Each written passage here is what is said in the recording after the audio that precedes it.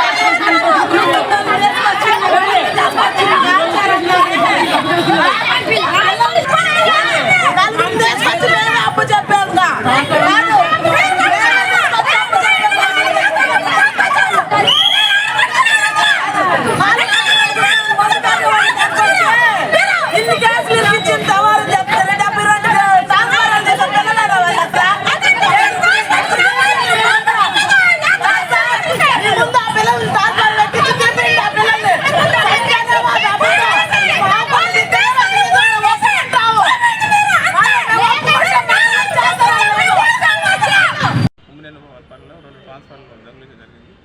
ఆ కేసులో భాగంగా వీళ్ళు అరెస్ట్ చేయడం జరిగింది. అలాగే టోటల్గా 350 కేజీల దాకా రాగి వాళ్ళ దగ్గర దొరకడం జరిగింది. వాళ్ళు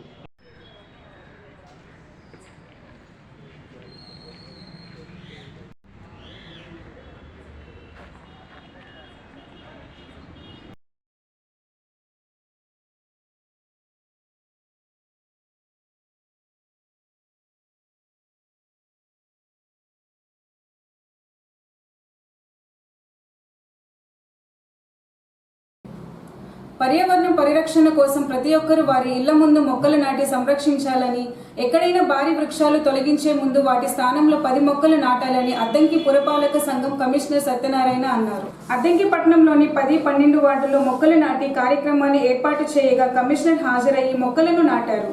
కమిషనర్తో పాటు 12వ వార్డు కౌన్సిలర్ అతులూరి రమేష్ వార్డులో మొక్కలను నాటారు. ఈ సందర్భంగా కమిషనర్ సత్యనారాయణ మాట్లాడుతూ అద్దంకి మున్సిపాలిటీని గ్రీన్ అద్దంకిగా ఉంచాలంటే వార్డులో ప్రజలు మొక్కలు నాటాలన్నారు. మొక్కల ద్వారా ఎన్నో ఉన్నాయని, గతంలో మొక్కల ద్వారా మంచి ఆక్సిజన్ లభించేదని, ఇప్పుడు ఆక్సిజన్ పొందాలంటే డబ్బు పెట్టవలసిన పరిస్థితి ఏర్పడిందన్నారు.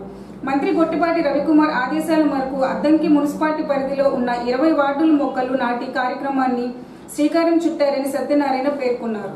ఈరోజు అద్దంకి పురపాలక సంఘంలో 10వ వార్డులో ఏవైతే మాకు గౌరవనీయులు సిడిఎంఏ గారు, రాష్ట్ర మంత్రివర్యులు ఆదేశాలను అనుసరించి ఎక్కడైతే ఈ డంప్ సైట్స్ అంటే ఓపెన్ స్పేస్లో ఈ డంపు వేయడం జరుగుతుంది, దాన్ని ఆ డంప్ సైట్స్ అన్నింటిని కూడా క్లీన్ చేయమని చెప్పేసి అప్పుడు మాకు 100 days యాక్షన్ ప్లాన్లో ఉంది. ఈయన ప్రత్యేకించి వాళ్ళ సర్క్యులర్ ఇవ్వడం జరిగింది. ఆ డంప్ సైట్స్ అన్నీ కూడా గ్రీన్ స్పాట్స్ కింద వాటిని కన్వర్ట్ చేయమని జరిగింది. అదేవిధంగా ఇక్కడ 10వ వార్డులో గౌరవ కౌన్సిల్ సభ్యులు అట్లాగే ఇక్కడ ఉన్న స్థానిక ప్రజలతో సహకారంతో బీసీ హాస్టల్ వద్ద ఇక్కడున్న డంప్ సైట్స్ని మేము గ్రీన్ స్పాట్స్గా చూడండి, మీకు తెలుస్తుంది. ఇక్కడ తులసి మొక్క అట్లాగే పూల మొక్కలు వేయడం జరిగింది. ఇవన్నింటిని కూడా ఇలా చేసి ఇక్కడ ఈ డంప్ వేయకుండా ఈ యొక్క సంరక్షణ కూడా మేము ఎదుర్కొంటున్న జేఎం గారు కూడా అప్పగించడం జరిగింది. అంటే మేము మానిటర్ చేసుకుంటాము, అట్లాగే కూడా పబ్లిక్ని కూడా ఇందులో ఇన్వాల్వ్ చేయడం జరుగుతుంది. కాబట్టి ప్రజలందరూ కూడా సహకరించినట్లయితే ఇంకా మా మున్సిపాలిటీలో 13కి అవుట్ ఆఫ్ 1 జరిగింది. ఈరోజు మిగతా 12 ఉన్నాయి. మేము అవి కూడా త్వరితగతికి కూడా అవి మేము గ్రీన్ స్పాట్స్గా కన్వర్ట్ చేయడం జరుగుతుందని ప్రజలందరూ కూడా సహకరించవలసిందిగా కోరుచున్నాం.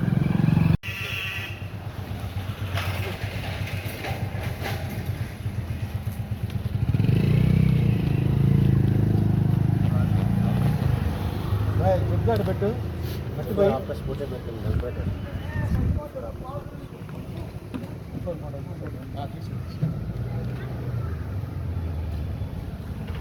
అమ్మా మేము చూస్తున్నానే ఇప్పుడు ఏం చేస్తే మన చుట్టూ కంచి పెట్టి ఇచ్చేస్తాను.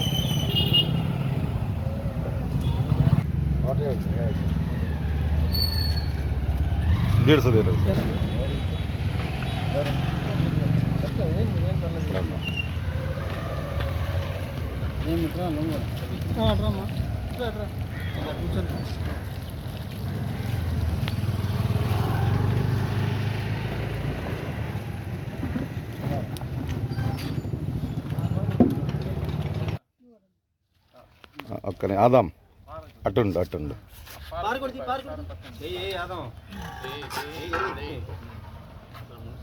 అండి మీరు కూడా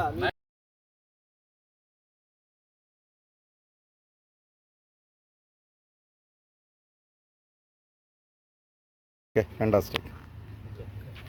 వాటర్ తీసుకో.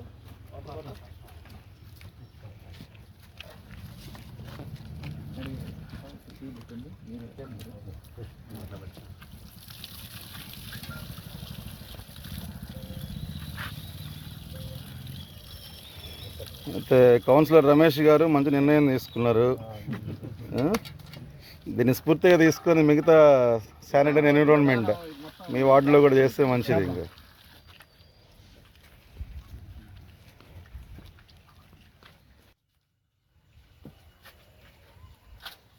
కొంచెం పక్కకు కూర్చొని పట్టుకో ఆదాం నువ్వు కూడా. ఓకే, ఇటు చూడు. ఓకే,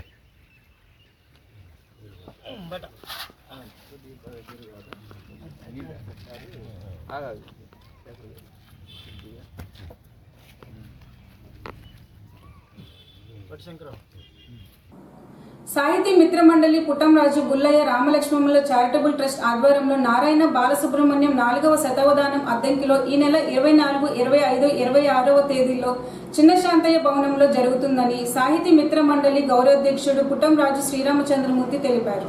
అద్దంకి రోటరీ కార్యాలయంలో మంగళవారం శతావధానం కార్యక్రమానికి సంబంధించి కరపత్రాలను విడుదల చేశారు.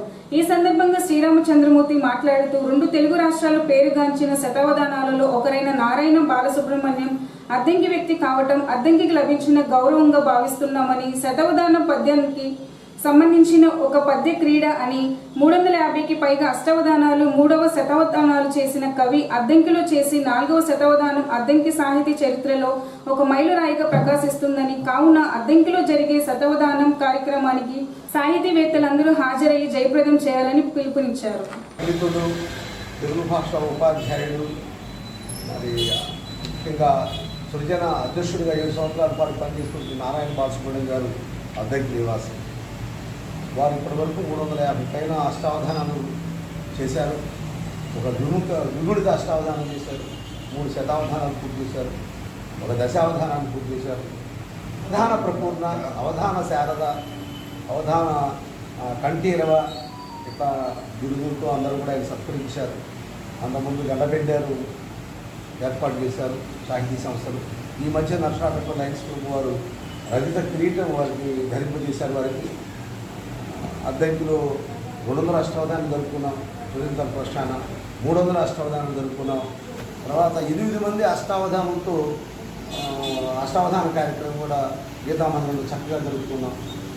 ఇప్పుడు మనం అద్దెంకిలో 4వ శతావధానాన్ని 24-26 తారీఖుల్లో అద్దెంకిలో చిన్ని శాంతయ్య పిచ్చమ్మ సేవా సదనంలో జరుపుకుంటున్నాం. ఈ కార్యక్రమం మనం అద్దెంకి చెప్పినటువంటి ఒక గొప్ప శతావధానాన్ని మరి మన సమకాలీకులు కూడా మనం గొప్పగా గౌరవంగా కూడా భావిస్తున్నాం. మరి ఈ ప్రాంతంలో పిస్పాటి వారు కానీ, బొప్పరపు కవులు గారు కానీ, గాడిపల్లి వీరరాఘవ శర్మ గారు కానీ వీళ్ళిద్దరు కూడా ప్రముఖులైనటువంటి ప్రసిద్ధులైనటువంటి అవధానులు. ఆ కవులోకి మన నారాయణ బాలసుబ్రహ్మణ్యం గారు కూడా వచ్చారు.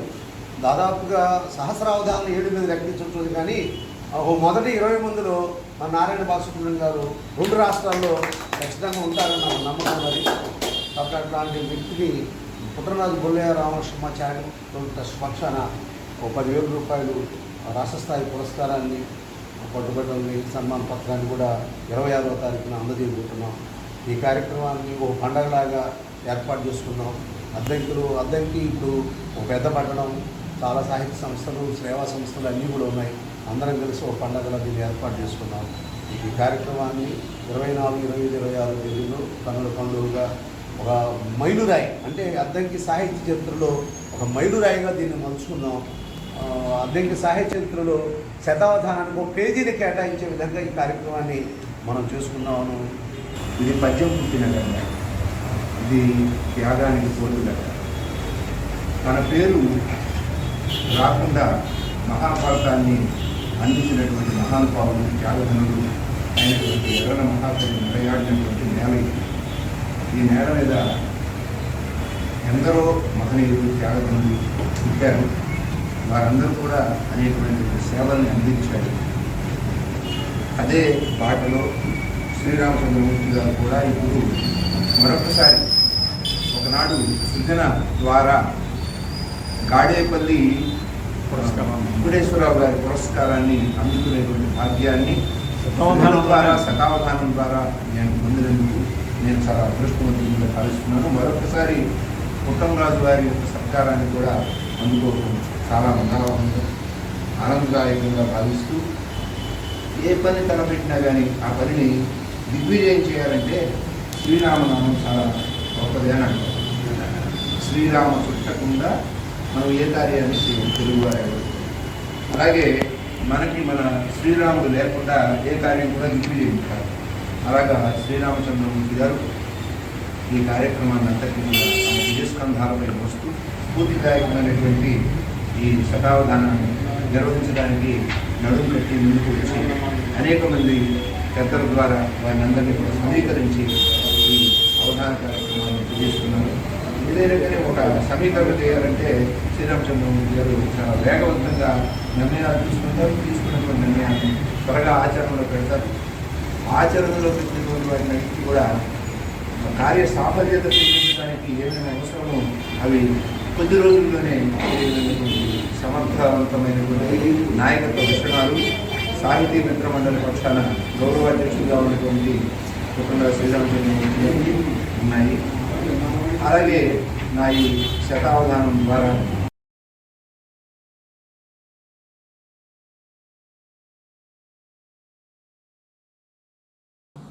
పశువులకు అంటువ్యాధులు రాకుండా ఈ నెల 18వ తేదీ నుండి టీకాలు వేస్తున్నారని మండలంలో ఉన్న పశు పోషకులు ఈ విషయాన్ని గమనించాలని పశు వైద్యాధికారి డాక్టర్ వెంకట్రావు తెలిపారు.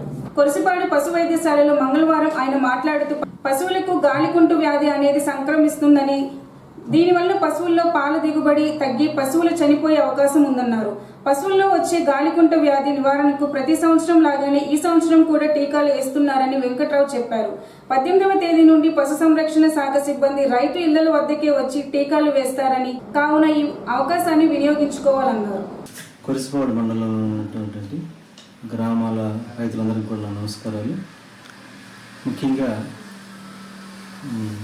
పశువులలో అంటువ్యాధుల నివారణ చర్యల్లో భాగంగా ఈ నెల 18వ తారీఖు నుంచి గ్రామాల్లోని అన్ని పశువులకు కూడా ఉచితంగా గాలికుంటు నివారణ టీకాలు కార్యక్రమం అనేది చేపట్టడం జరుగుతుంది.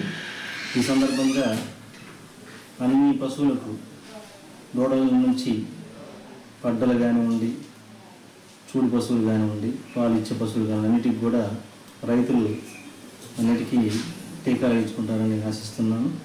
ముఖ్యంగా దూడలంటే 4 నెలల వయసు నుంచి పాలిచ్చే పశువు దాకా కూడా ఈ టీకాలు వేయించుకోవచ్చు. కొంతమందికి చూడు పశువులకు టీకాలు వేయటం వల్ల ఇసుకుపోతాయని ఇలాంటి అపోహలు ఉంటాయి. కానీ అట్లా కాదు. ఇది పూర్తి స్థాయిలో ఎకనామికల్గా చాలా లాస్ కలుగజేసే వ్యాధి కాబట్టి రైతు చాలా నష్టపోయే అవకాశం ఉంది. ఒకసారి డిసీజ్ వచ్చిందంటే ఆ పశువు నుంచి ఇంకో పశువుకి సంక్రమించే వ్యాధి కాబట్టి పూర్తి స్థాయిలో దీన్ని నివారించే క్రమంలో ఈ టీకా కార్యక్రమం చేపట్టడం జరుగుతుంది. ఏఎస్ఎన్ న్యూస్ సమాప్తం. నమస్కారం.